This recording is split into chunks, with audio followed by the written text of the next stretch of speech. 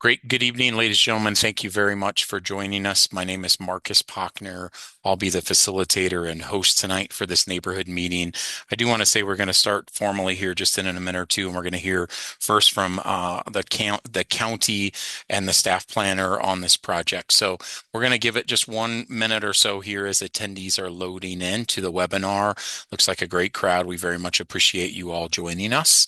So folks, again, Marcus Pochner will go through the rules and how we can engage with all of you and have a very productive meeting here on the proposed 6589 South Iris development. So we'll get started here in just a minute. We are recording this meeting, so you'll be able to see a copy of this later and have any questions on the presentation that we're going to go through. So I think I've seen no more folks loading in. Sarah, maybe on the attendees. So if you want to get started, we'll let the county start and then we'll jump into it.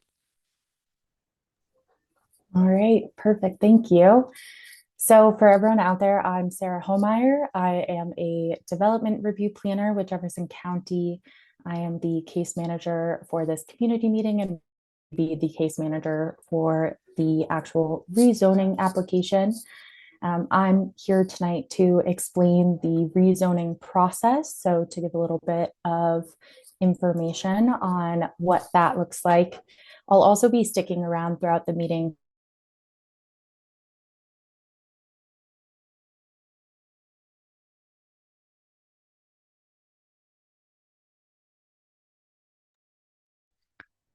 Seeing a little glitch in that, Sarah. I think you froze for a second. So folks, if you're not presenting, maybe if we can turn off our video and then we'll be able to go.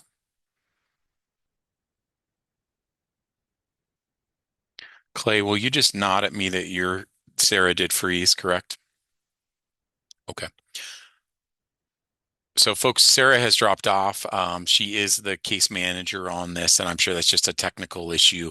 So she's going to come back. We'll let her, when Sarah gets relogged in, we'll let her come back and frame it. Again, Sarah was starting to say she's the case manager with the county. This is our meeting, meaning the applicant and neighborhood meeting presenter. So we'll run a lot of this meeting. We'll go through expectations. So I'll give it back to Sarah. I think maybe, Sarah, we just lost you right at the beginning there. So if you want to come yet. back on, go right ahead. My apologies. My No internet worries. decided to drop just at that moment. Always the time. Mhm. All right, I am going to share this presentation really quickly.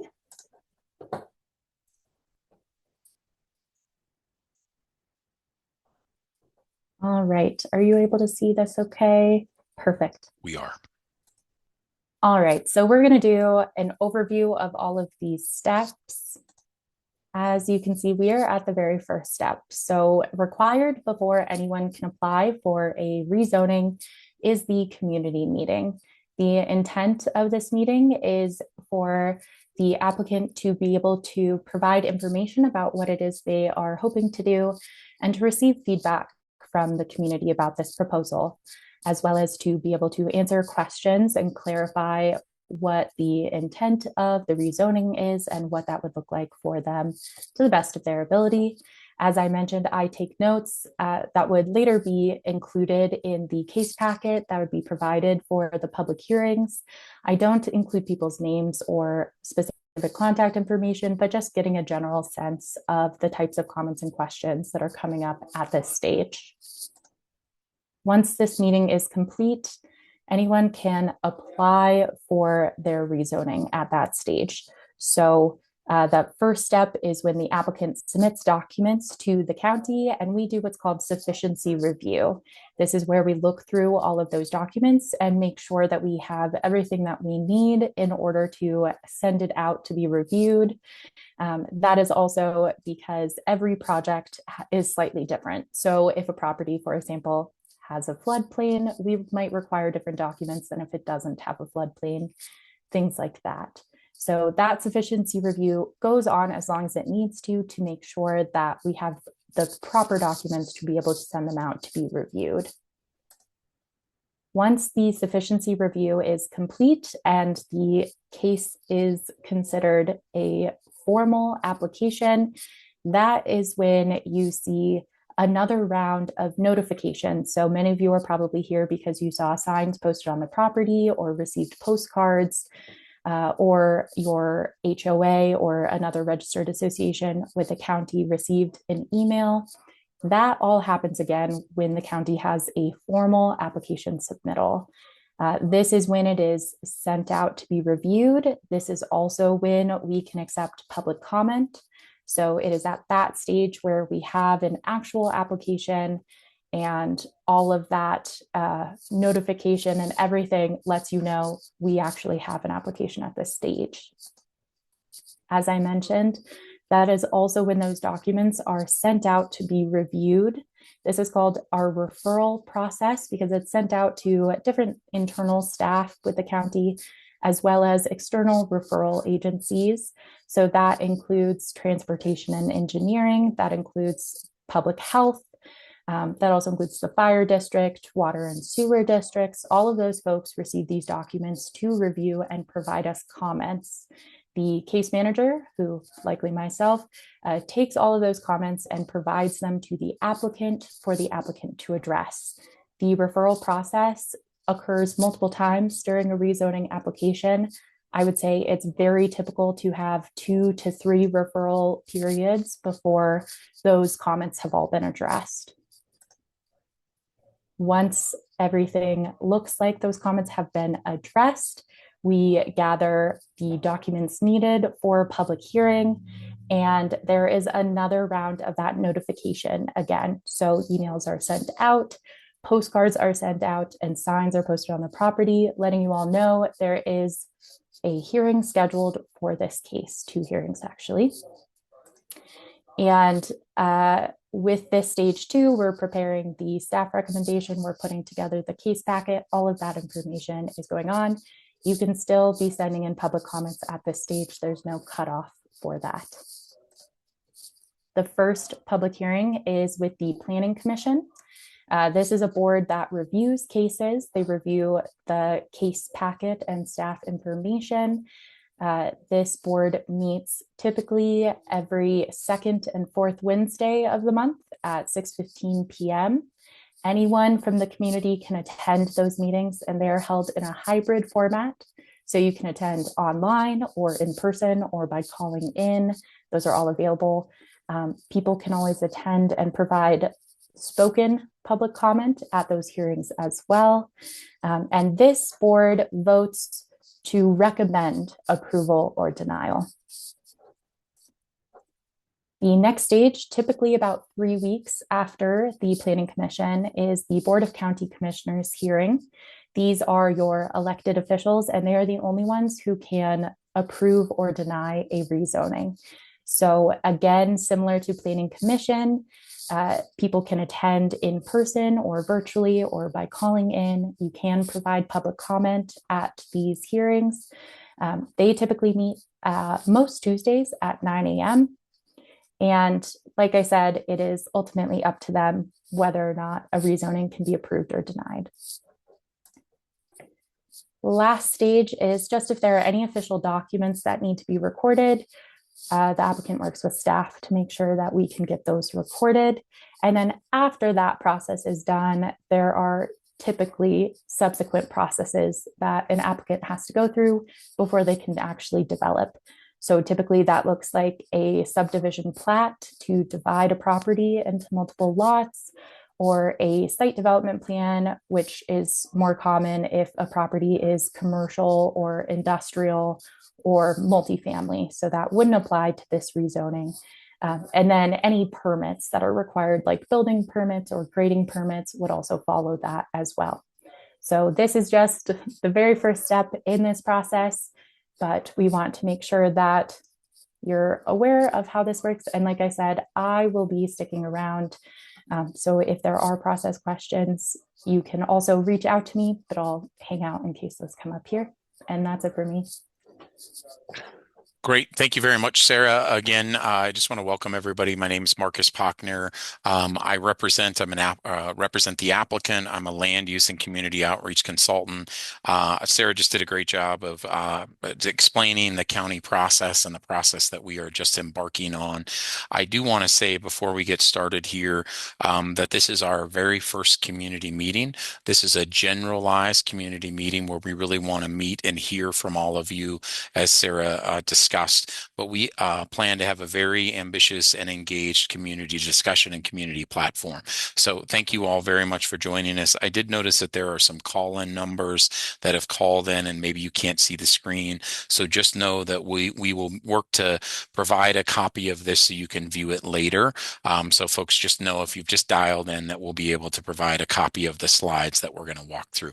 So with that, I think we're going to get started here, folks. Again, here to talk about 6859 South Iris Development. That's the address. We'll go ahead and turn it over to Clay. Well, in just a second here, I do want to start on the next slide. Just one thing before we jump in. Folks, at the bottom of your screen, we all are very much experts these days in virtual community meetings.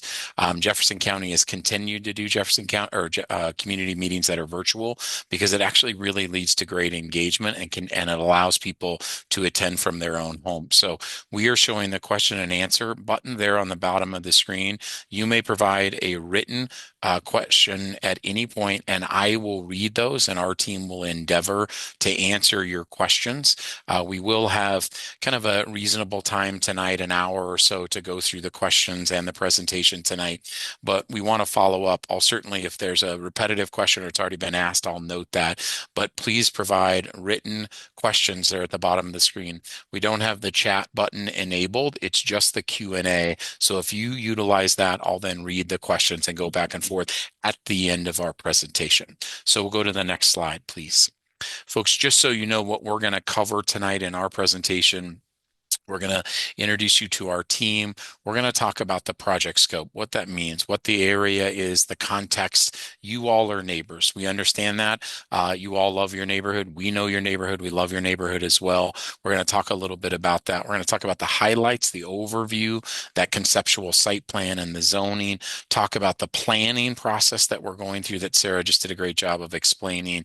And then those next steps, what this means in the county process and how we walk through it. Then we'll transition to Q&A.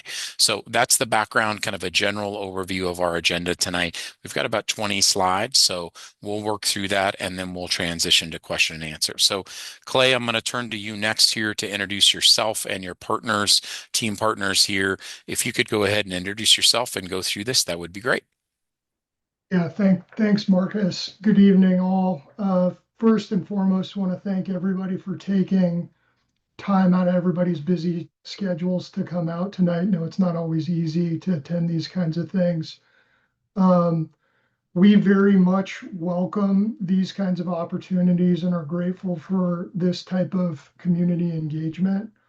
So I want to state that at the onset. My name is Clay Iman. I'm a principal with Mainspring Ventures. We're a local Denver-based developer. We're focused on creating residential communities. I've been involved in residential development for the majority of my professional career, about 20 years. We've developed thousands of residential units and have done so in multiple states. I'd like to take this opportunity to introduce the remainder of our project team. All of the project team members are very well seasoned, highly capable groups of folks who have experience working with and in Jefferson County. First Cage is our civil engineering team, represented by Eric Pearson this evening. PCS is our land planner and landscape architecture firm, represented by Liam Hogan. And you already heard from Marcus Pochner. The Pochner Company is handling our community outreach. So with that, I'll turn it back over to you, Marcus. Thanks very much. You bet. Again, thanks, folks. You can use the Q&A button again at the bottom of the screen for the written questions. That's how you facilitate these. It's the best way for everybody to hear them, and so I can read those questions. So, folks, I'll endeavor now to go through the balance of our presentation. I am not an engineer or an expert on this. I want to give you an overview, and then, as we said, there are a number of team members that can answer some of the general questions. So we'll go to the next slide, please.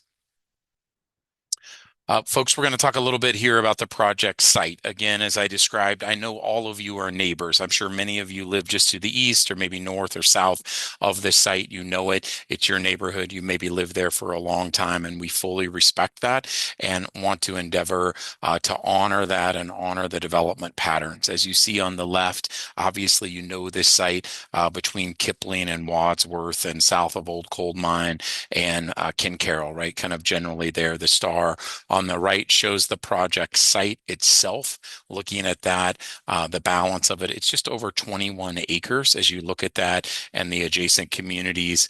Plymouth connects into it. Iris is just to the north of it there. So you can see the project site, and obviously then there would be a connection over to Kipling. We'll talk about that, but I just wanted to outline the overall site there, the outline of the project.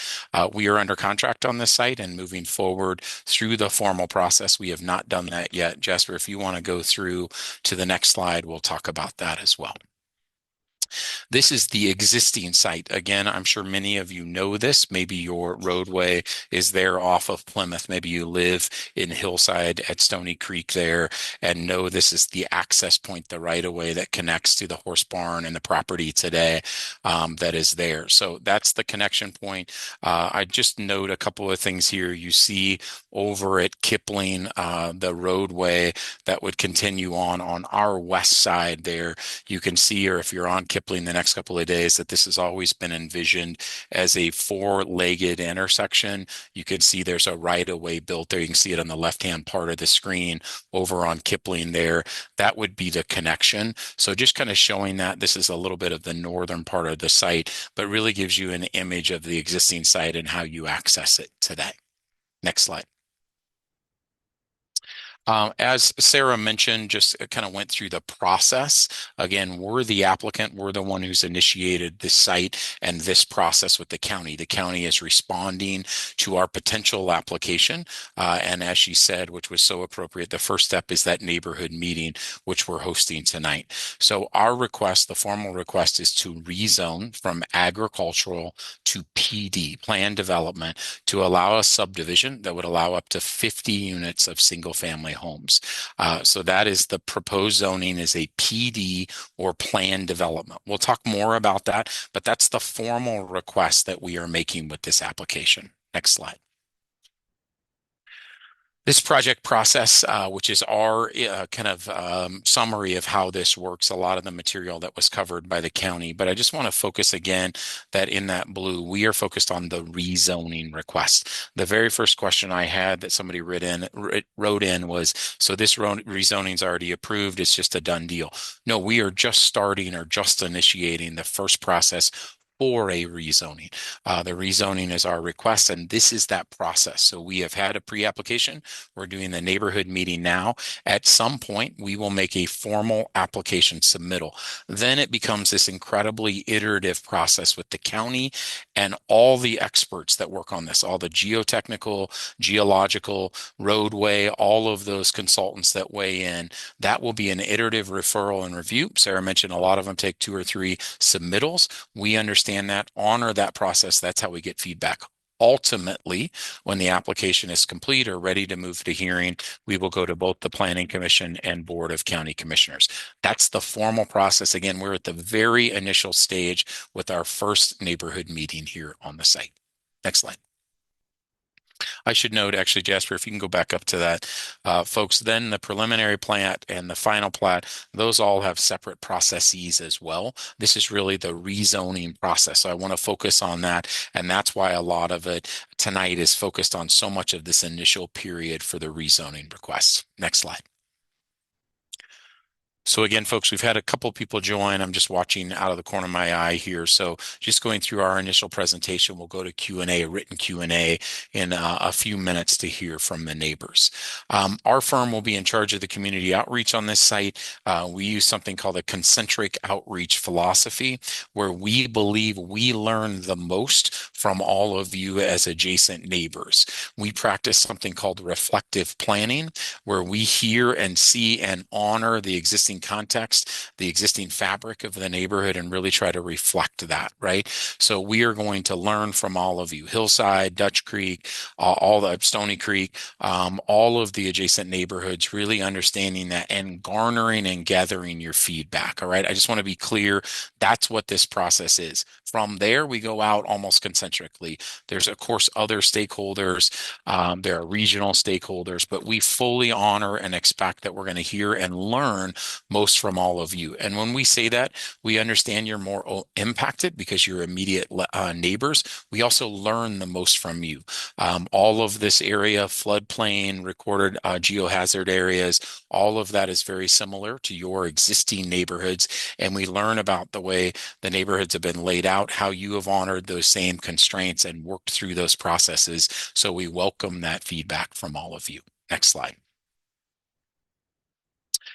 What we do when we plan a site, and I say this holistically on behalf of the applicant team, is that if anybody were planning this site, this would be the process that they would go through. First of all, you are required and always should go look at the guiding documents. These documents, not us, not me as a land use consultant or the owner, whatever you want to build here, it is actually based on what the county envisions here. And are we being reflective or comprehensive and really following the guidance that's in those guiding documents? So we look at the Jefferson County Comprehensive Master Plan. That's the document that is here that establishes that long-term vision for Jefferson County. We didn't have anything to do with it. It's a neighborhood and city and later stakeholders. Everybody put together that framework for evaluating rezoning requests, site guidance, how the county should develop over time. So we look to the same guiding document of what should happen in this area. If you go to the next slide, that actually shows a number of, this is actually what's in the comp plan. As you can see on the left-hand part of the screen here, it shows the Jefferson County comp plan guidance. The last comp plan was adopted in 2010, and this shows our site there in red. So just you can all see that outline again of the 21-acre site. It is shown as residential, just like the neighborhood to the north or to the east or to the south. And it gives guidance about the underlying density that should be developed in that area. So as you can see, it says 4-7 dwelling units per acre. That is some guidance on the overall dwelling units per acre that have been seen in the comp plan. I do want to be sure and show, because some of you are certainly going to go look at this, and we would encourage that. This is in the South Plan's area plan or the South Plan sub area. If you see on the bottom right-hand corner, go to the South Plains area and you can look at this comp plan and you can review this for yourself. It shows what the land use is envisioned for on a site. You still have to go through the process, but this is the guidance that is in the comprehensive plan today. Secondly, we'll go, and I want to be very transparent about this. The next slide shows that Jefferson County has been actually in a process of adopting or updating, I guess is probably the right word, updating that same comprehensive plan. So they call it together Jeffco Comprehensive Plan, and that is currently in draft form. I don't know when it's going to be adopted, but that has been going on in 2025, and my guess is it'll be adopted or presented to the stakeholders and decision makers in 2026. So I just want to be cognizant of that. I also want to show that in that draft plan, it defines this area as suburban residential. Again, same suburban residential. It says it should be detached residential neighborhood, right? And it should have uses that are generally 3 to 7 dwelling units per acre. Primary uses that are described in suburban residential, detached single unit residential. That is what we are proposing. We are not looking at townhomes, mobile home parks, any of those others, or an attached product. We are looking at detached single unit residential. So again, looking at that and the compatible zoning, for zoning on the site, you would use a residential district or a PD zone district that has residential characteristics. So again, following the current comp plan and also keenly aware and cognizant of the comp plan that is being adopted concurrently right now for this site. Next slide. This is the guidance tells us again, just to reinterpret that or share it. This should be developed after all requirements are met and met to the standards the county requires as a low residential development area. Just like all of your neighborhoods or adjacent community neighborhoods, that 4 to 7 dwelling units per acre is the guidance. Just so you know, if you took that at 7 dwelling units, that's 150 units. We don't think that's appropriate. We believe that's too many units. We don't think that the site really accommodates that. So we're looking at a lower residential development there, and that single family low density is an important component of Jefferson County, and we believe of this neighborhood, and we really want to reflect the built palette that is there today. Next slide. Just so you can all understand, so that's the comprehensive plan, the guidance, the planning guidance. Then you transition to zoning. So when somebody asked about the zoning process, the reason we are zoning this today, this map is remarkably helpful in illustrating the process. As you can see, every neighborhood around us, including all of your respective neighborhoods, RPD, plan development. This site, as you can see, is labeled A1, Agricultural 1. There's a little bit of a few other areas that looks like they're A1 on this map as well.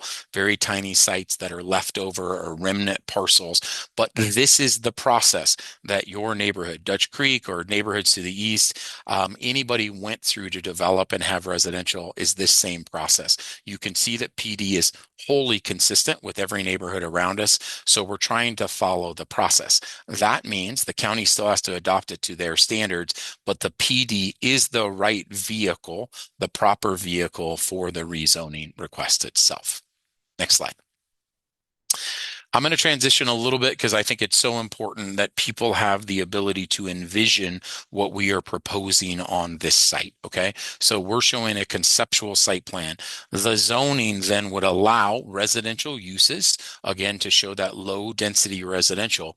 But I know you all want to say, well, what does that mean? How does it work? What's the layout? Talk to us about it. So we're showing you a conceptual site plan here.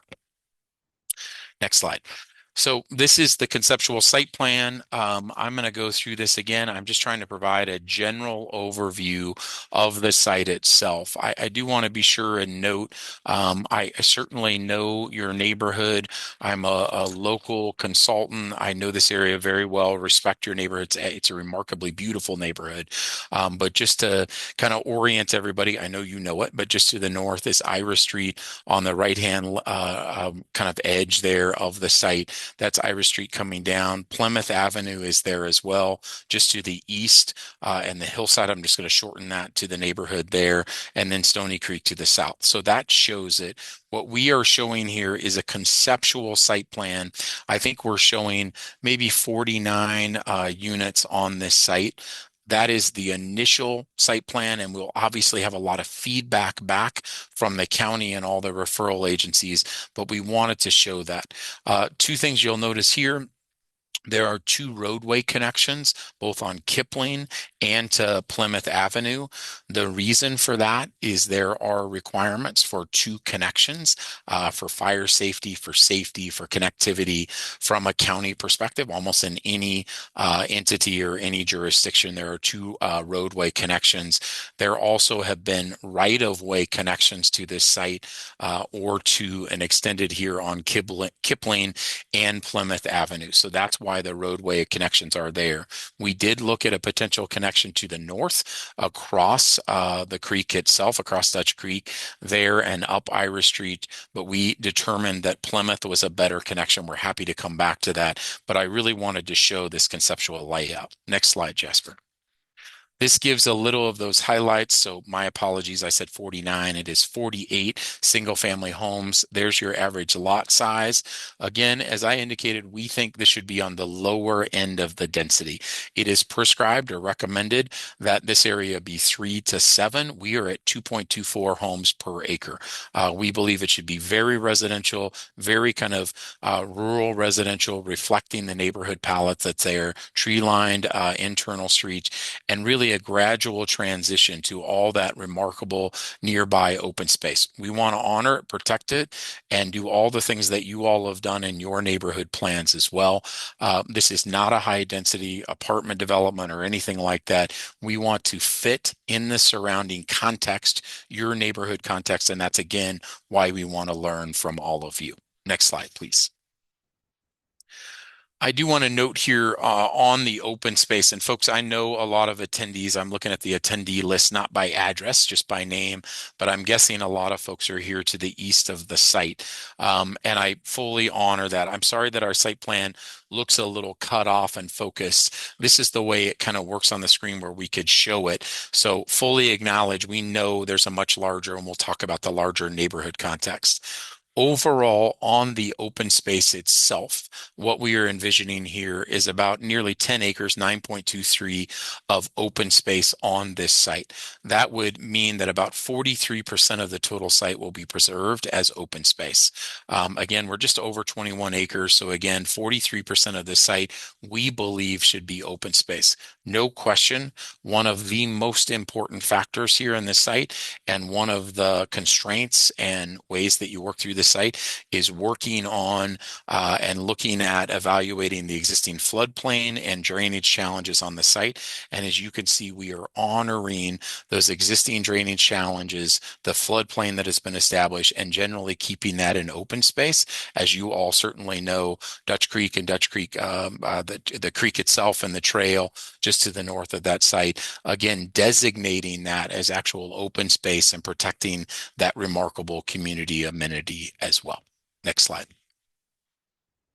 Folks, this is just a comparison. So what this is a comparison to is that comp plan guidance, right? So I fully understand that people will just say, hey, if I don't want to see anything there, I understand that. But what we're showing here is how we compare to the comp plan guidance that's in place. Again, what the county has envisioned being at this site. It shows, again, we're going less density, 2.24 dwelling units per acre. So we're actually decreasing what has been envisioned there from a density standpoint. We absolutely are honoring that low residential, suburban residential quality. So we're honoring that requirement there in the comp plan. Neighborhood compatibility, I'm sure that I will hear from others that say maybe this isn't as compatible. Folks, this is exactly the same process that we're trying to do, is match your remarkable neighborhoods and that single family character and scale. Most importantly, probably the scale, the dwelling units per acre, what's appropriate, size of lots, those kind of things on that, and then really increase on preservation of open space. We agree. I've seen your comments and your emails about preserving open space. I think it's one of the most important things environmentally in our county, in our state. We have to fight for open space. We couldn't agree more. We're actually doing over 43% of this site as open space as we go through that process. So we're trying to honor that and increase the number of open space that's required on this site. Next slide. Folks, I just want to come back to this. I know we've shown this slide before, but I just want to say, and folks, I'll just say we have about 40 questions that are already loaded in. You may let me get through some of them because we may just be asking the same question over and over. Fully respect that everybody can and write what they want, but maybe let us work through those a little bit so we can get to those questions. This is that process, the general development process for the rezoning. So again, we're just in that initial meeting. Sarah, the county planner and project manager, is here. We'll hear your neighborhood feedback as well in the written comments. So we'll provide that. And then when we move forward with the formal application, there'll be continued engagement as we move forward. Next slide.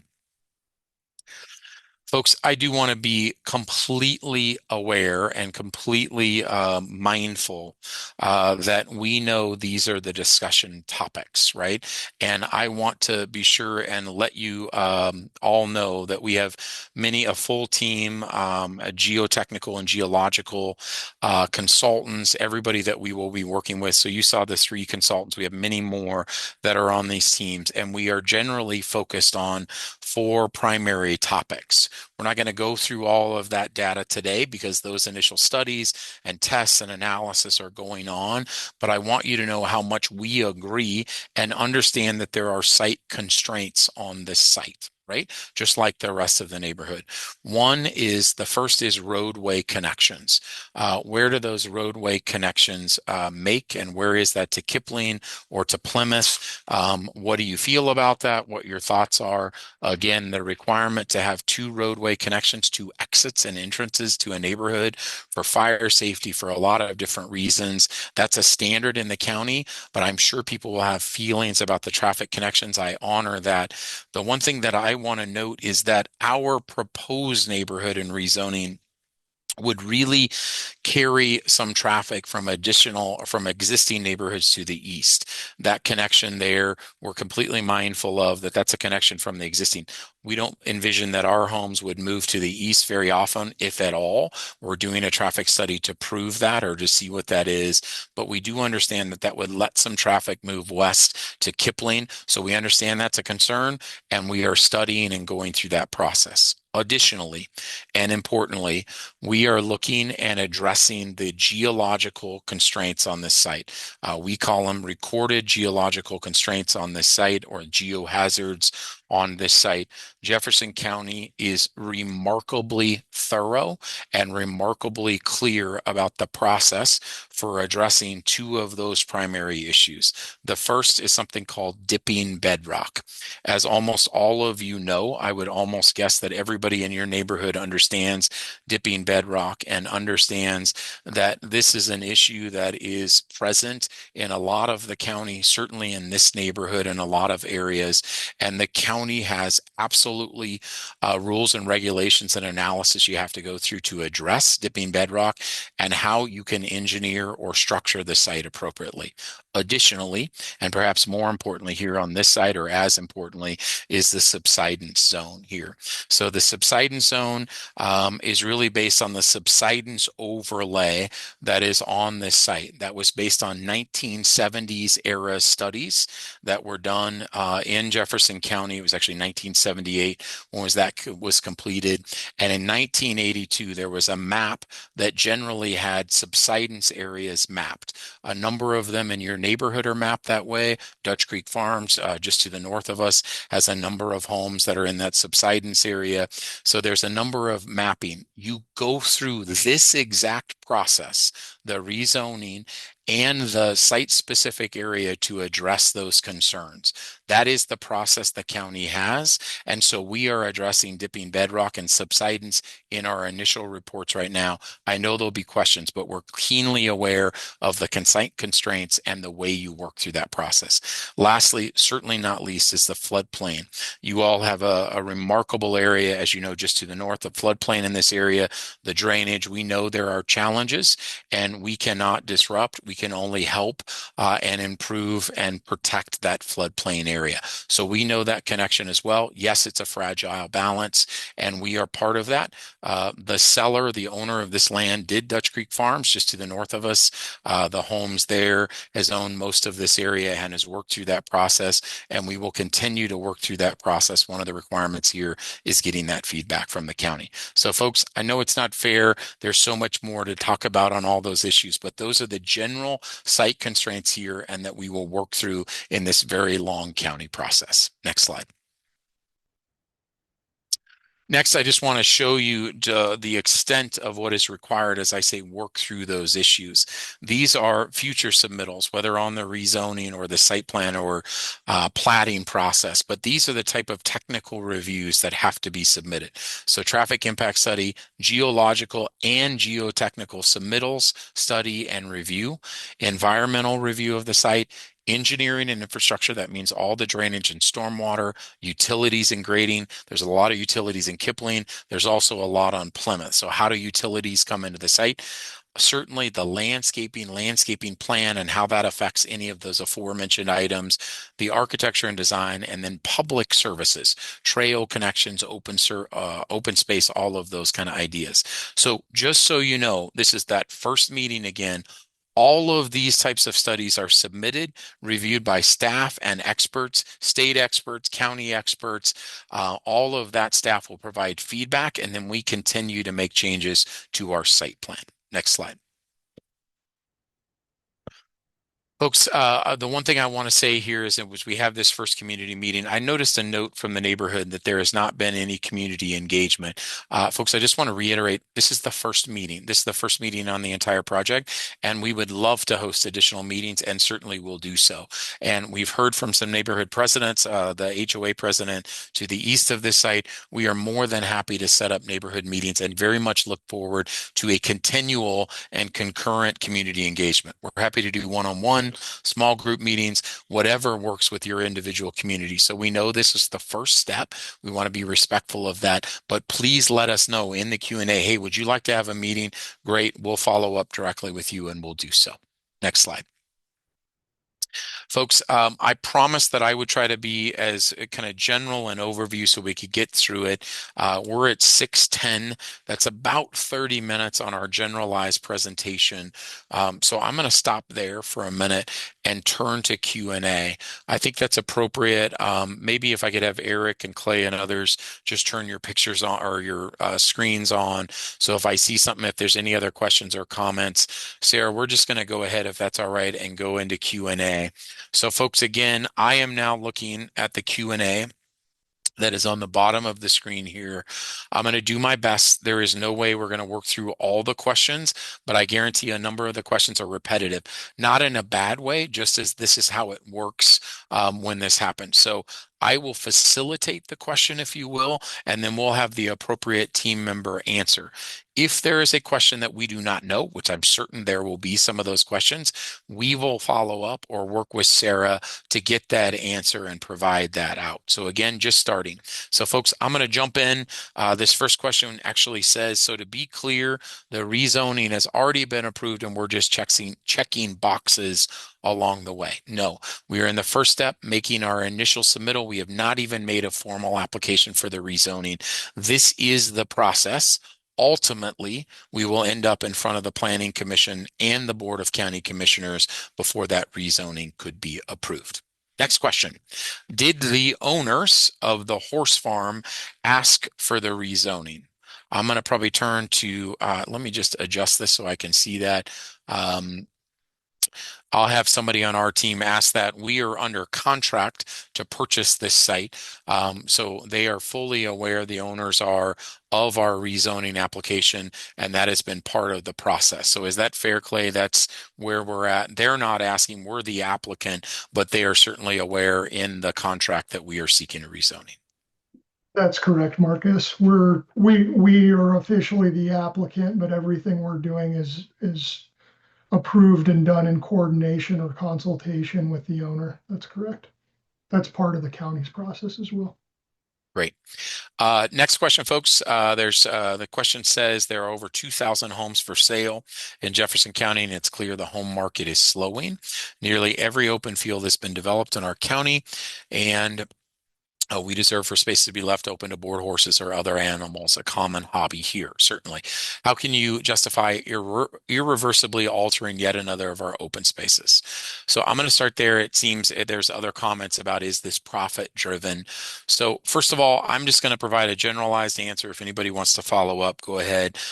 For the first part, I want to be very clear. This is not open space. And by open space, I mean designated open space. Yes, it is open today. It's a property owner that has owned it and actually owned most of the basin north and south of here, if I am correct. Owned a lot of this farm, has preserved it and gone through that. So he has preserved that area. We are going through and actually would designate 43% of this site as actual open space.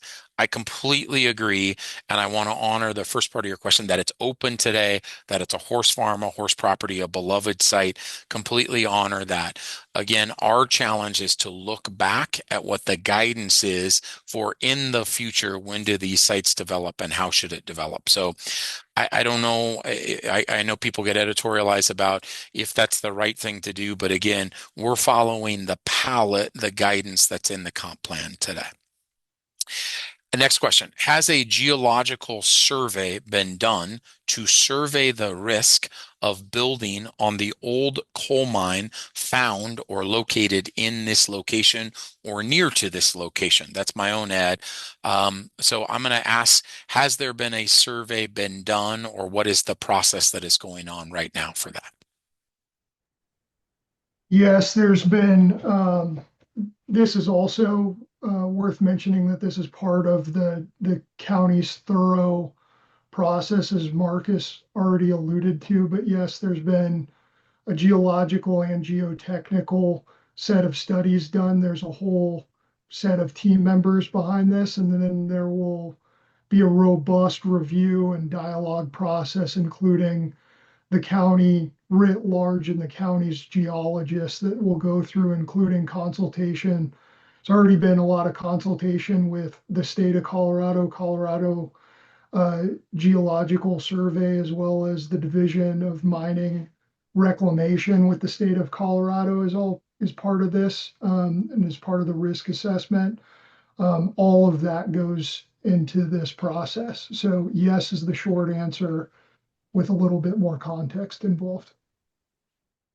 Great. So then the next question here that I have that I'm going to cover is this is the statement. There are known subsidence and floodplain hazards on the parcel you propose to develop, excuse me. Will people who buy homes in the development be able to insure against these known risks? Or what is that process, folks? Are we changing or asking to change that mapped area? So Eric or Clay, maybe just that. Will people be able to buy insurance against these risks? Again, the short answer is yes, but that's ultimately for us to determine. Yeah. Yeah, absolutely. And I would think the thing I would say is the part of the process that we're going through, a county process, a very well prescribed county process, is that this is a specific site specific. As you all know, this area was mapped in 1982 based on some general geotechnical studies that were done. I'm not saying not thorough, I'm just saying that was technology and analysis from the 1980s. This is the process to do a site-specific mapping area and changing where those known or recorded geological hazards are. So as a longer answer to the folks, that area could change, that mapped area, and then will people who buy homes in this development be able to ensure? Yes, because that would be insured or outside of those known areas. So that's the process we're going through and working with the county, is really to understand the proper mapping, maybe a more specific mapping for this parcel.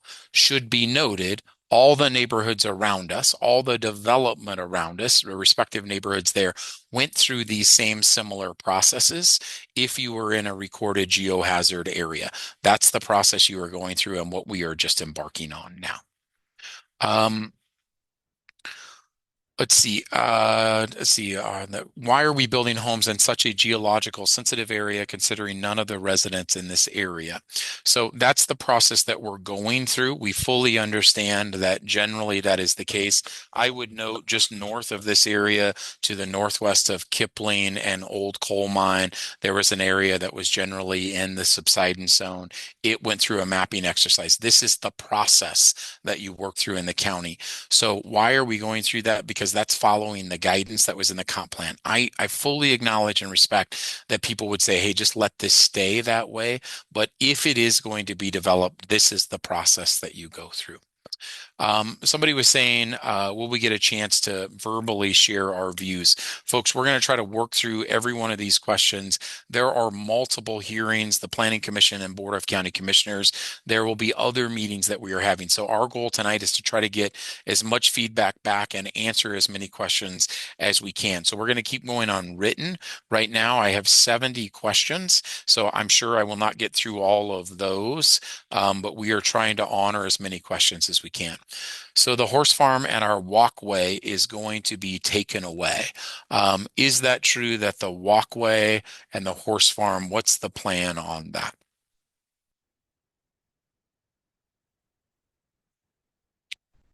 Sorry, go ahead, Clay. The, I'm sorry, I'm not sure what the specific walkway is that we're talking about here. Yeah, that's a fair point. Nancy, if you could actually follow up with me just in the written there, the walkway, the trail to the north is certainly not going away. That trail will be protected, actually designated as open space. So if that's the trail, I'm sorry, I don't know if that's what you mean, or the walkway. You may mean a volunteer walkway, and I say a volunteer trail because you see those develop just south of kind of the cul-de-sac there. That may be what you're showing. Again, we've shown kind of the conceptual site plan and how that would develop. So maybe Nancy, if you don't mind following up with me, I'll try to answer that more completely. All right, folks, sorry, I have to kind of scroll back and forth. When will the traffic analysis be completed and available for the public to review?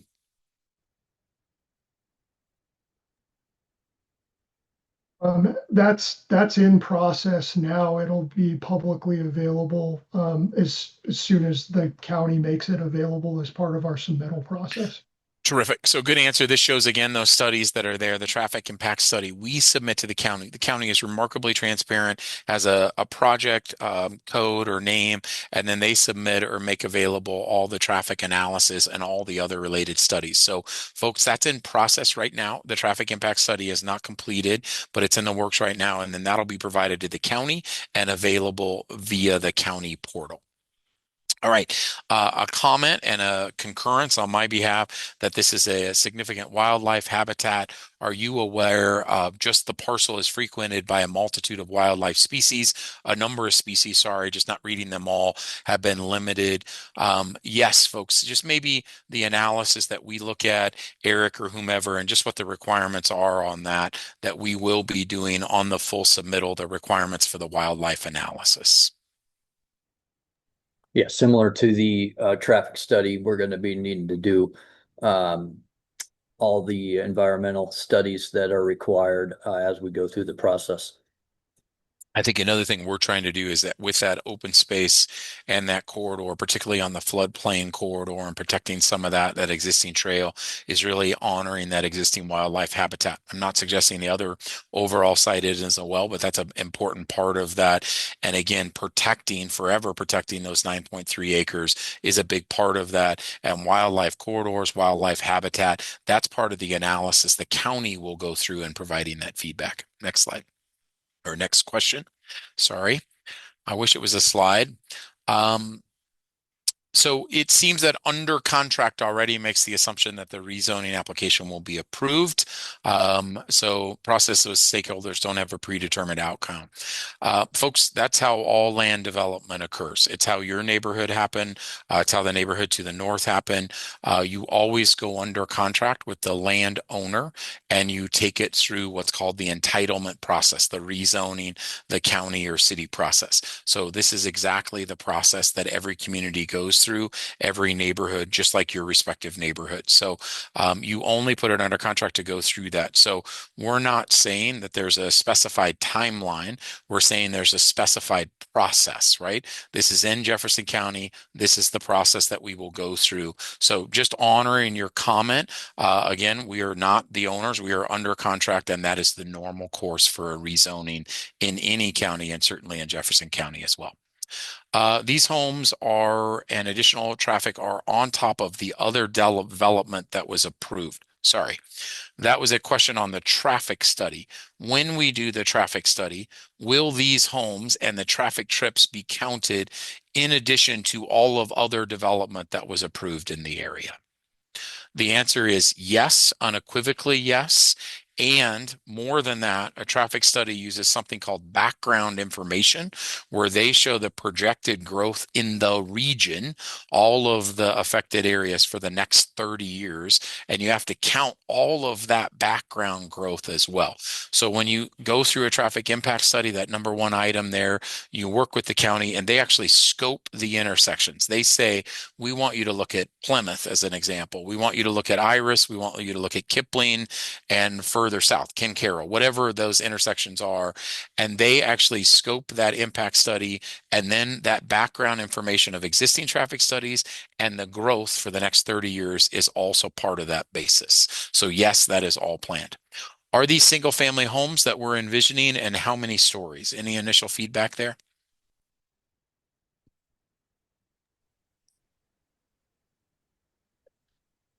Final plan and design, I will note that it's our current intention to not go through the full vertical development, but to bring in either a builder partner or a group that would do the final home building. So that would that would be subject to their final design process and market determination. But I would say that in discussions with folks, could be anywhere from 23 or 2,500 square feet up to maybe max of somewhere around a 4,000 square foot home. Great. I think I'll stop just at the one thing, and thanks, Clay, very much for that. Yes, they will be single family homes, right? We know that. We'll work with a developer partner, a builder, if you will, and then they'll have that. But we hear folks, I understand it. I think they intimated we'd like to see it at 2 stories. Just know that's the feedback, Clay, that came in from the questioner as well. Okay. Yep. A very good question. Again, the column or the category is traffic. And the question is respectfully, why would the road go into Plymouth? Can it just be accessible via Kipling? So, folks, I understand that. I think all of you acknowledge as I look at the very large attendee list here, and we thank you very much for joining us, that's probably a primary question for a lot of folks on here. I want to be as I look down, peek down the question, there's a lot about that.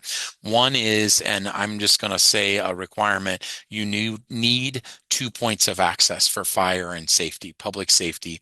And so that's why you look at that. Again, there was some consideration of connecting to the due north over Dutch Creek up to Iris or to Plymouth. The other thing I will note, and I'm not at all being antagonistic, certainly not trying to be, there is right of way dedicated at both Kipling and at Plymouth. The reason Plymouth has a roundabout and doesn't have homes on the west side of that is because that is public right of way for a future roadway connection. It's actually the connection to the existing property, but that has always been envisioned. So not my point. I didn't plan it that way, but that's why it's envisioned, is to make that roadway connection.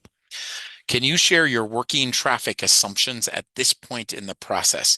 Eric Pearson, are there working traffic assumptions like what does that mean? They've given some examples, but maybe the anticipated increase of traffic onto Kipling. I don't know if you know that, but how do you look at that? Maybe how does a traffic analysis work? Yeah, so there's obviously the traffic study manual. And so what we know is it's typically going to be about 9 to 10 trips per day per unit, AM peak hours 0.7 to 0.8 per dwelling unit, and then the PM peak hour is going to be 0.9 to 1 trips per dwelling unit. So knowing that we have about 50 homes, doing the math there, it'd be like 450 daily trips, or 35 to 40 trips per AM, 45 to 50 trips per PM. What goes out to Kipling versus what goes out through Plymouth is going to be more of a traffic specific analysis that needs to show and do some of the background traffic counts and see kind of where people are going and what they're picking to do. Just So so, that and Eric, if you don't mind correcting me, please, but there's national studies, national analysis that's required, national guidance, right? So you say how many units, and then there are requirements of a single family detached home generates this many trips, right? It's not you, it's a prescribed, then we apply that. And then just saying, as you did the movement to Kipling there to the west, as envisioned in this image, some are going to go north, some are going to go south, some are going to coal mine, etc., right? So we will then go through that analysis and be able to say what's going northbound or southbound.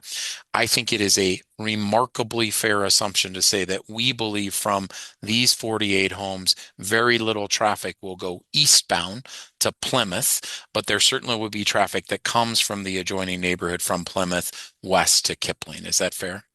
That's fair. Okay. Guys, you answered. There was a question here. The second part is that what's the anticipated traffic increase on coal mine? So maybe we'd pass that on to the county. Like as we're scoping that traffic analysis, are we looking at Kipling and coal mine as well, right? Again, we look at specific intersections and folks will be able to answer those questions. How is roadway right-of-way across the non-project property to be obtained to construct a street to Kipling? Very good question. I think, sir, I think, yes, sir. You've asked that question there. You can see our project boundary in this location. And then you can see there's the proposed roadway west to Kipling. The way that would happen would be with Jefferson County coordination with the county. That is county owned. I think civic land use is what that is. I can't remember the designation in the comp plan, but that would be for coordination, just like all of these access points to the north and south have been on some of that county land. So Eric, that's the process. We'd work with the county. As again, you can note even on this image, or if you blew up, if you're at South Kipling and what would be Plymouth connection there, there's a fourth leg, a proposed leg there that shows an access point going to the east. That's the process we would go through. Great. Correction. Just saying Stony Creek. I think I maybe spelled it. If I said Stoney, I apologize. So my mistake if I spelled the neighborhood wrong. What is the plan for the Plymouth cul-de-sac? Existing horse farm interests? Yes, thank you. Given the traffic constraints, widths, and residential play and bike use of Plymouth. Honoring that, gentlemen, that's the question. What would have to happen there on the cul-de-sac? Are there right-of-way guideline standards? What's the process that would be changed to? So the right of way is already currently in place, but anything that we would need to connect would have to match the current right of way standards. So I don't know exactly what Plymouth was built at, but I do know that what we would be putting in place would have to match the TIS traffic impact study and the local roadways at a minimum. Great. So folks, I'm just going to do that. So again, we'd have to meet all county regulations. Folks, I think that's a really good question. It's a wonderful question, actually, and one that we would work with the county and their engineering department to say, what would that cul-de-sac there that's just on the right side of the screen there, what would that look like? What would the connection do? I know one thing, and from our land planners here from PCS that we're completely mindful of, is we didn't want to make that a direct connection. As you can see in this proposed site plan, it connects to an internal roadway, then travels north, and then to the westbound. If that were a direct connection, we understand that would make maybe too good of a connection, right? So we want to slow that. Slowing is important for our neighbors, your neighborhood, all of that. I also want to honor that in Stony Creek as well, you also have a lot of raised kind of curbs and speed bumps and things like that.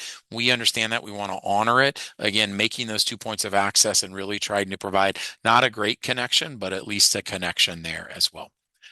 There's a comment here that's fair, the environmental. It's, do you think that with climate change, it may be wise to leave this space for agriculture so our community has a better chance to be self-sustaining? Completely understand it. I think as we look at the challenges of providing housing in our communities and the growth we're seeing, we have to balance the housing needs assessment and other guiding documents that are put forth in the county. So if we develop that, then it should be done in coordination with the comp plan, other people that have said what this site should be if it's not agriculture. So I'm not taking any umbrage much at all with what you're saying, but that's the way that we're looking at it and approaching it from a housing perspective. Have you done a good follow-up question? Have you done an environmental impact survey, right? And so, Clay, is that one of the required, or Eric, what's the process there on an environmental impact study?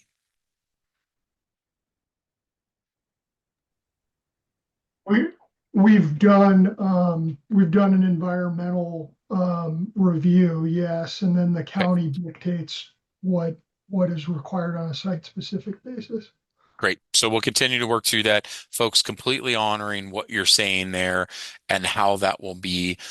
It is incredibly important to understand the native habitat, alleviate wildlife pressure movements, honor that. That's a big part of the county analysis. So again, first submittal, we know we're going to get 3 or 4 rounds, 3 rounds, whatever that may be, and get all that feedback. So once we make the submittal, with this site plan, 48 units, then we'll get that feedback of how to mitigate any impact or minimize that impact on the wildlife. What are our children and grandchildren going to do without any green space? Folks, today, as you all know, this is a private farm that is controlled as a horse property. We all know it and love it. I understand it. What we are actually doing is trying to designate 9.3 acres of open space that actually can be utilized by people, children, grandchildren, etc. So I honor that, again, alluding to our shared value that we want to designate 43% of this as open space. As we look at adjacent neighborhoods and surrounding neighborhoods, this is an incredibly high, much above the threshold. So we want to honor that view commitment as well. What sort of impact do the views of the existing homeowners actually have on the outcome of this project? Is the decision ultimately up to, it says developer/county. Yes, the decision is ultimately up to the county. The decision makers, first the Planning Commission and Board of County Commissioners, they review the guidance, the plan, the analysis studies, and then say, based on that criteria, what is the determination. So it's completely up to them, not to the developer. We make the application, they evaluate it. What sort of impact do the views on the existing homeowners actually have? I think we're trying to be very cognizant. I understand they're on the east side of, or just east of our neighborhood there on Plymouth. There could be some impact there, and maybe just south of, I think, Dutch Creek there. So we're trying to evaluate that and work with all of you. That may be something that, say, those 5 homes there on the cul-de-sac or something that we really work through and try to understand those view corridors and protect those. So again, this is zoned for actually more density, not zone, I'm so sorry. It is thought about from a comprehensive plan of up to 7 dwelling units an acre. We think that's way too many. That's why we're proposing at about 2.5 dwelling units per acre. Next question, folks. I am trying to just go through as many as possible here. What is the current traffic flow volume on Kipling, Coal Mine, Plymouth, and Garrison? Eric, we're not going to know that information today, right? But that's all part of the analysis. That's correct. Okay. How did you determine 50 units is appropriate for the area? How are you going to preserve the ambiance for that area with that many households? Completely honor your question. I just want to be on it as you look at the existing map there of the existing neighborhoods. We've done a density comparison of the surrounding parcels. Again, we are very low density, designating 43% as open space. We're at that 2.24, and even illustratively in that surrounding area, we are trying to honor. We understand through the northeast, the condos that are there are much more dense. We're actually just trying to honor the residential single family detached. And you can see even illustratively that we are honoring the same context, the same type of density that's around us in the surrounding neighborhoods. Is the developer aware of the subsidence events that occurred in the coal mines, the abandoned coal mines? And it cites different years, 79, 83, 88, 89, and 2012. Eric, geohazard and geotechnical studies and analysis were keenly aware, or the experts on that are keenly aware, and that's part of their analysis, right, that they go through in the subsidence areas. Absolutely. Yeah, that, and they've had multiple meetings with the county. And we've that report's going to have all of that information in place, in addition to additional boreholes and everything that we have been putting on the current site. person asked the question. It's a very good question. It also goes on to further say a 1982 report by CTL Thompson indicating that no subsidence testing was done east of that abandoned mine area. So guys, we're doing additional studies. We have experts doing that. So that's I think the point, and I want to respect the question. That's the point is we are updating that original 1982 analysis, right? And doing borings and all the studies that should be done in a site-by-site basis as they've been done in the adjacent neighborhoods. That is correct. Okay. I just saw, sorry, Clay, you nodded to me. I'm not sure. I think they can see you, but that is correct. And CTL, we have an expert that is going through those studies and providing updated analysis. Yeah, to just put a finer point on it, Marcus, any of those subsidence incidents have been logged by the county. And as Eric mentioned, we've already done preliminary consultation beforehand with both the county, and then our geological team has been in regular deep contact with the departments I'd already mentioned with the state, which also consults with the county throughout the entire process. So. Right. Folks, we get it. That is the exact process. You are right. We're completely aware of the CTL study and going through that and then advancing that. A question and comment, and I actually have seen this one about 4 or 5 times. There are houses sitting in the market not selling. We have more people moving out of the state than moving in, plus no one wants this particular development. Why are we building? Folks, it is part of the development process. It is part of the analysis that we go through from comp plans and all of that. I'm aware of the recent article about some people are migrating from Colorado. And honestly, one thing I will just reiterate is that's a lot of traffic that was in some multifamily developments, particularly downtown. What there is certainly a keen interest in is single family homes and in wonderful areas like Jefferson County. So we'll take analysis and feedback, certainly very well aware of the market and the change in that market. Again, I don't know, Clay, this is 2 to 3, 4 years away. So as we know, 2 to 3, 4 years ago, the market was very different. It certainly will have cycles, and that's what we look to is developing in the next cycle as we go through. I've been corrected here to please quit using jargon like plat and comp. I will try my best. I apologize. Comp plan is a comprehensive plan. Every county or municipality has. It's called the Jefferson County Comprehensive Master Plan. That is what it is, a comprehensive master plan that shows every neighborhood and every parcel and what the general mapped or envisioned area is. So I apologize like that.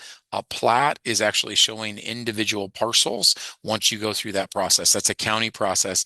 I would encourage people to focus on the rezoning because that's really the first step that we're going through is to rezone this from agricultural to plan development. Sorry for saying PD to plan development. Great. The map is not current. I'm not sure what map that is, but that's the aerial that we're sharing just to kind of show it in context. So if there are other current maps or other maps, we'll certainly update that. We just wanted to show the general context. How are you going to address, or what is the process of addressing safety issues with the additional traffic on Plymouth Avenue? The current street is not big enough. And this is a major concern, particularly in note that it's not a wide street. It's not big enough to support more than one car at a time passing by, let alone multiple cars. So, Eric, there's standards we go through. That's really the feedback that we will get from the county, right? And based on that traffic impact study. That's correct. Yep. Okay. And folks, the one thing I just want to point out, and I want to say this like completely respectfully. A narrow street on existing Plymouth is a really good thing. And it's really good about, we call it just is friction at the roadway and it slows that traffic. Nobody's trying to increase traffic or speed here at all. Again, we don't envision that our homes will move east here. The traffic would move eastbound or it'd be very limited. You all know your neighborhood. It'd be hard to envision why you'd take a roadway from these proposed 48 homes to the east to go up to Coal Mine or wind all the way through. It is more of a connection there to Plymouth to provide an outlet and a public safety connection to the existing neighborhood as well. Um, what are the current issues, sorry, with access from South Field Street, West Coal Mine, West Ontario, South of Independent onto Coal Mine? What is the impact of West End Ridge? Folks, those are really specific. I know you know them very, very well. Eric, that's what the traffic impact study looks at exactly, right? And you have to, West End Ridge, you have to account for that development as well. Correct. Yeah, they're gonna look at all the surrounding developments, where we're at, what the intersections that need to be inter or reviewed and studied, going to be coming from the county. So with that said, I don't know the specifics of each one of those. Like you said, there's going to be that in place, but the traffic impact study's coming and in place. Great. Folks, I'm just doing a little time check here. Thanks, Eric. It's 6:44, 6:45. So we are now well over the prescribed. We started at 6:05 on questions. We're at 40 minutes. I think with and I'm looking at the other presenters here, we're going to take another 10 or 15 questions here, and I'm going to do it in kind of rapid succession. Okay, folks? So we're on question number 36. I have many more loaded than that. So I would encourage you, we're not going to get to all the questions tonight because we want to have a lot of them are not starting to repeat, but we see down the road here that they are. So are you aware of wetlands and floodplain constraints governing development on this parcel? Yes, completely aware, a very keen part of the process and something the county will provide constant and consistent feedback on. So we need to be aware of the FEMA flood zone, creek stability, floods, all of the risk. I'm not minimizing that. I'm saying unequivocally, completely agree. That's why a lot of our corridor is designating that as open space and protecting that, and again, showing that outside of the floodplain area. In the comp plan, does the current church site currently be development showed correctly? Completely agree with you, folks. I noticed that in the site plan map myself. That was shown as the comp plan. It went through a rezoning request. I'm sure there's a map that shows that now zoned properly, or comp plan envision. So they went through a process to get that approved. That was originally, I think it was a commercial zone district. So that went through a process to change that. Thank you very much, whoever caught that. Next question here. Note to the plot of the project site was zoned for, or to the north of this was zoned for limited commercial, but was rezoned for full residential. Yes, thank you. That's the same comment. Completely agree.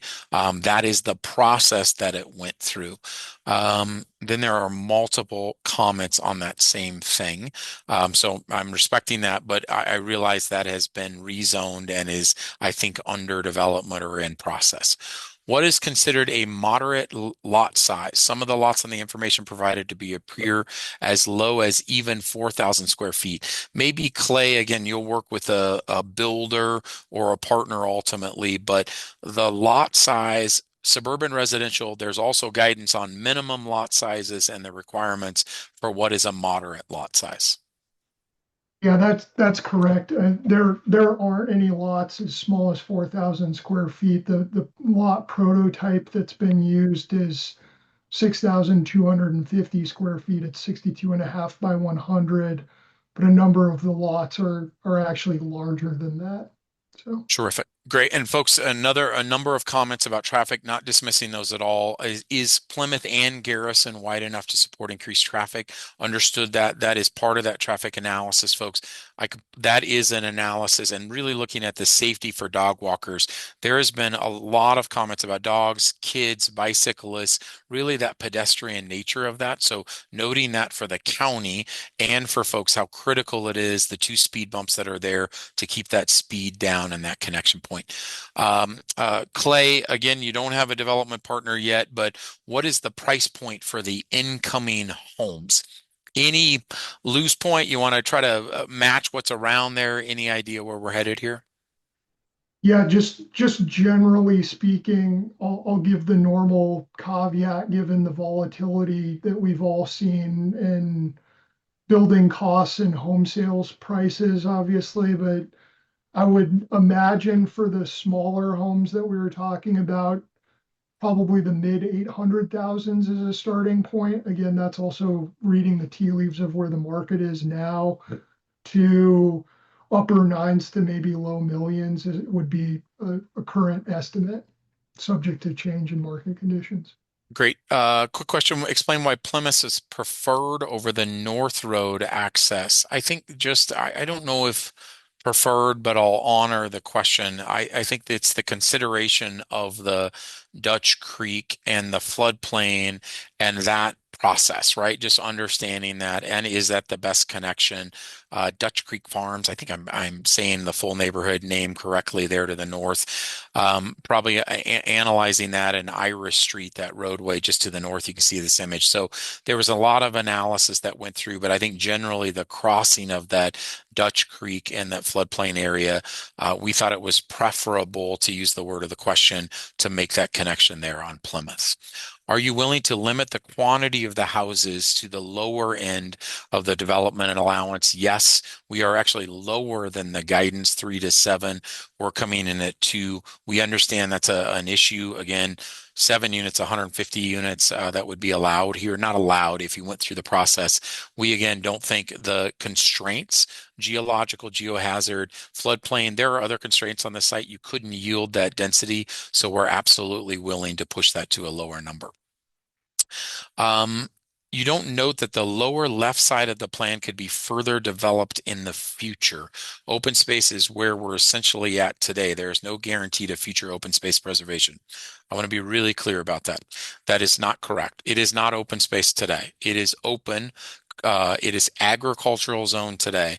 We would be designating those areas, is that right, Clay, as open space areas. Then they could not be developed in the future. So we're actually doing the very question you're asking, is designating. They are not open space today. I know as we look across it, it's open, it's wildlife character, but it's not designated open space. That's the process we'd be going through today. You are leaving all of the open space nearest the busy Kipling Street. You should go to the other where this forces use of open space in the noisiest areas. That's the project boundary. That is Jefferson County land, right, Clay? So again, you see our project boundary. So that's not intentional, although on our site you can see that. But again, we're really matching existing topography and some of the constraints on the site. Matching existing topography, and this takes into account the subsidence as well, with the coal mine traversing the county's property, as well as the southwestern corner of this property. So all those things are taken into consideration. Great. A lot of folks here just commenting in a similar, like, just because you can doesn't mean you should. Why do we need more housing and those kind of analysis? Keep it A1. Folks, I fully respect it. I know as we see in the history of this neighborhood, all of these neighborhoods were A1 as we go through that process and went through a similar analysis. So I get it. I'll honor it. I also would say from a housing advocate position, we have a remarkable need for housing in Colorado and Jefferson County. So I'll let other documents like the housing needs assessment and so forth speak to that in Jefferson County. But if we are going to develop, we have to follow that guidance, and that's what we're trying to do. Folks, I'm going to give it 2 more questions. I'm so sorry. Just want to understand, just so we can kind of give it. Actually, guys, I'm going to go to 7 o'clock. So that's much longer than I said. We're going to end at 7.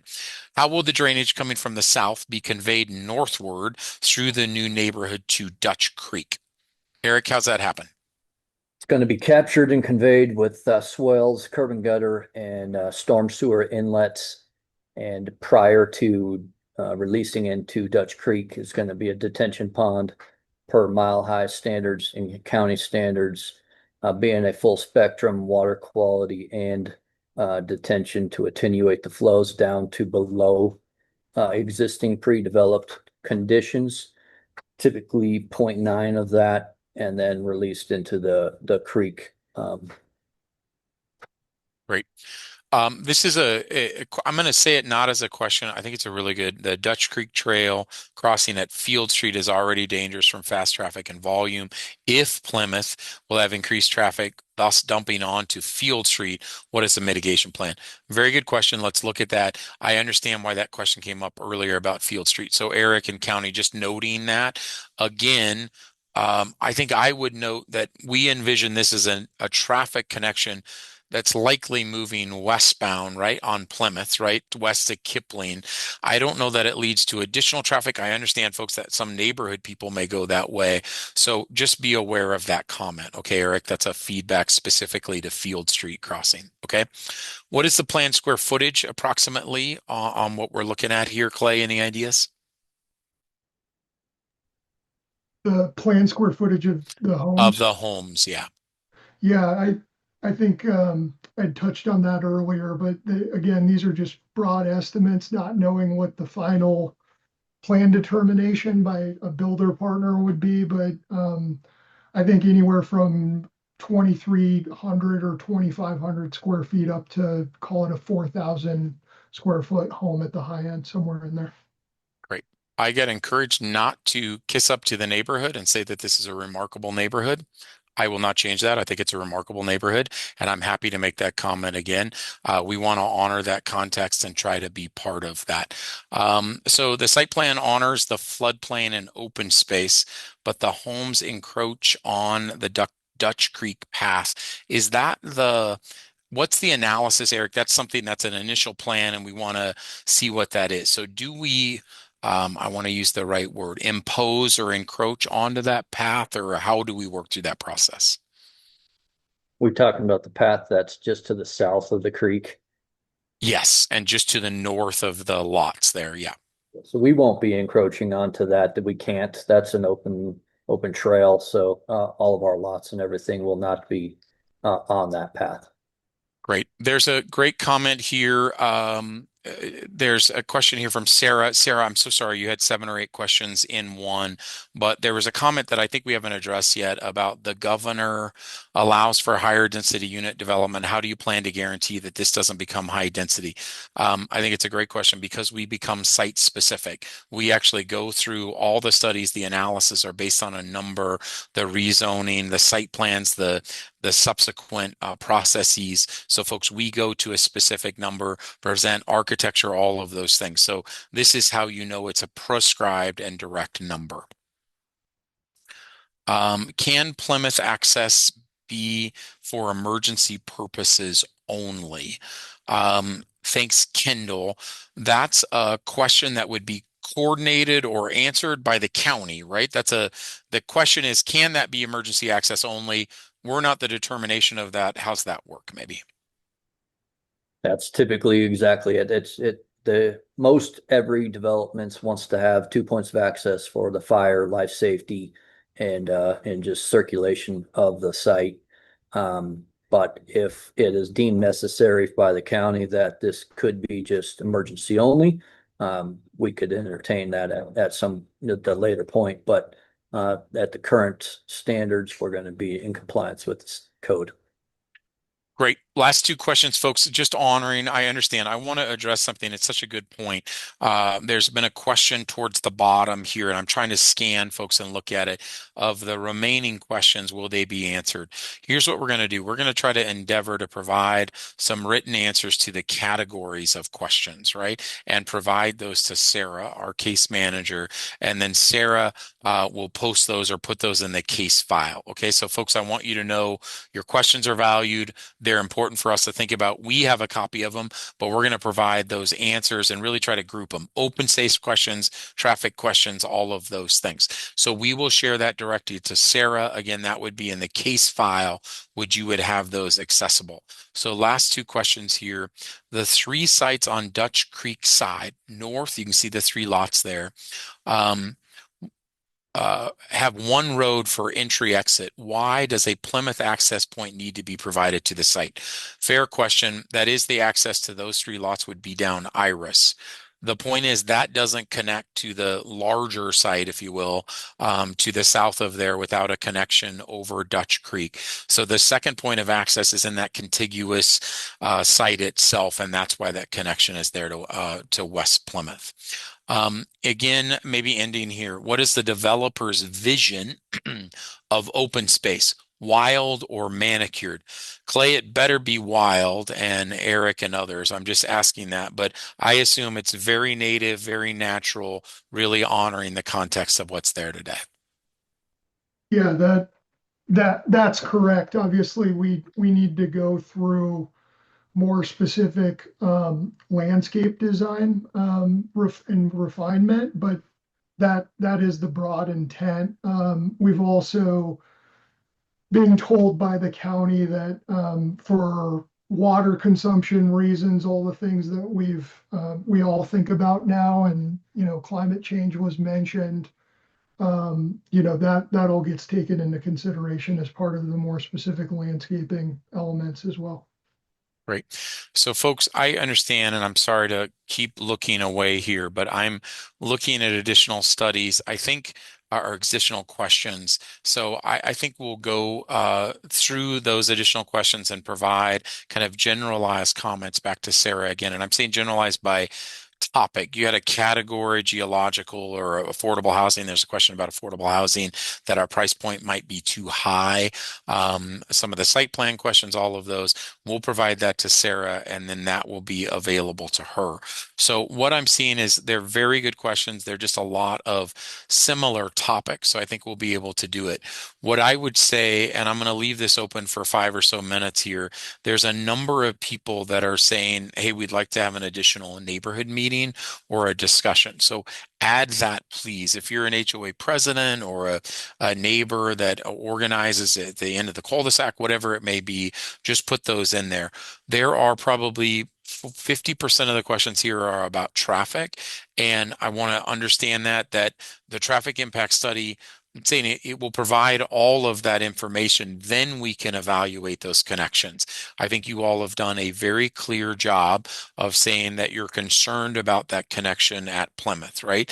And what's the analysis? What does that do to Plymouth and related? That's a big set of questions. The other one is, are we changing the open space and the trail? So again, we're not changing Dutch Creek Trail, but we understand that that image may look like it, and how do we protect that or preserve open space for the existing community? So that's a general set of questions. So Clay, I always do this at the end of a meeting here. I think, again, Jasper, if you can go maybe just to the process and then we'll end. Sarah, I don't know that you have any final comments, but I'm happy to let you have one here before we come back to the closeout. If you have any comments, Sarah, I'm happy to go back to you. Yes, absolutely. Thank you.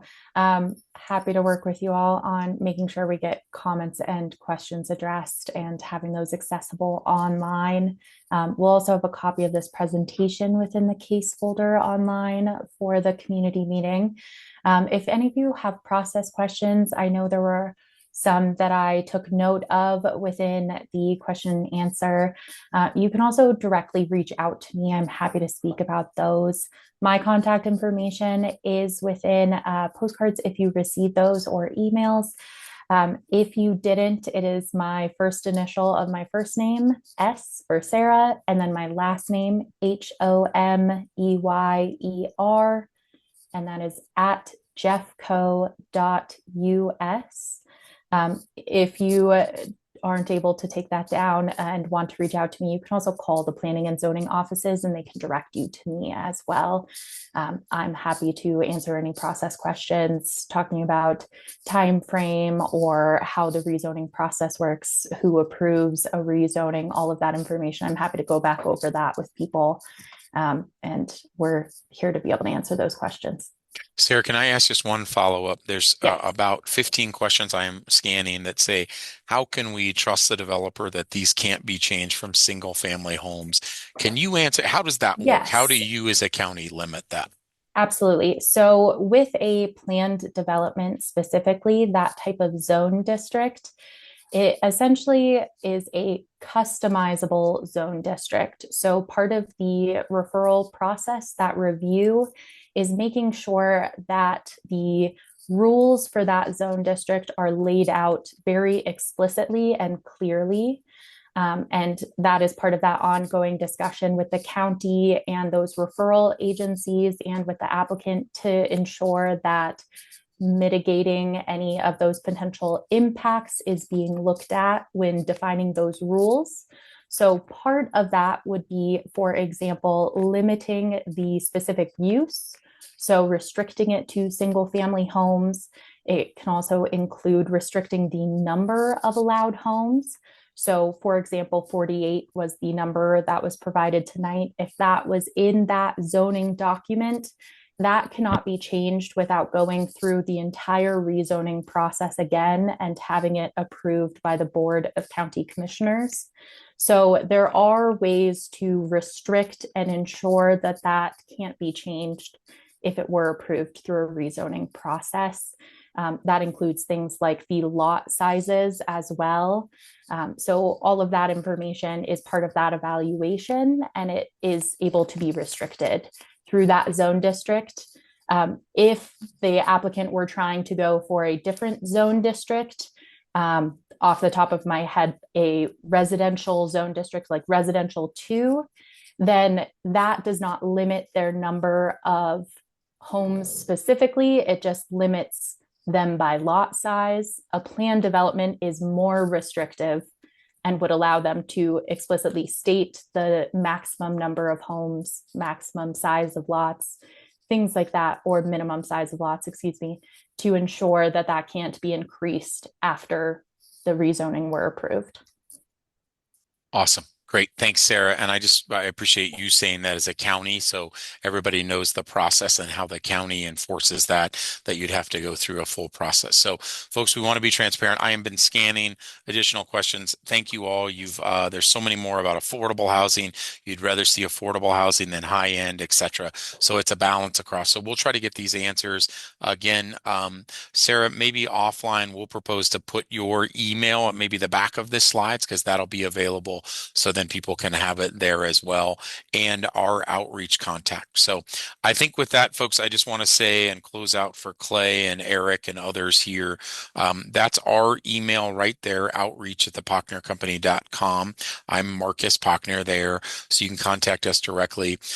We know this is a lot of change and thinking about this site. So we just are reiterating again, this is the first meeting. We're just embarking on this process, and we very much look forward to working with all of you. So that's our first meeting. We'll come back to those who've requested it. Sarah will follow up in all the ways that Sarah said she would and in the process.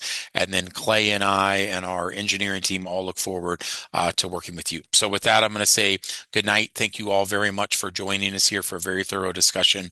And we look forward to working with you all. And thanks for joining us. Have a great night. Bye-bye.